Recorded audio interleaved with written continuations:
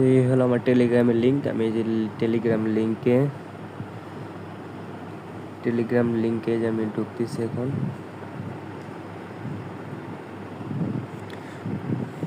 তো একটু ওয়েট করতে হবে, কারণ ওয়াইফাই তো একটু দুর্বল, তার জন্য। দেখেন এই যে আবার আমি 30,000 কয়েন বোনাস পাইলাম।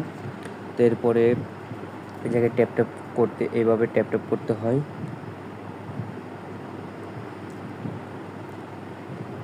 তারপরে যে দেখতে পাচ্ছেন যে এই পোস্ট, এই জায়গায়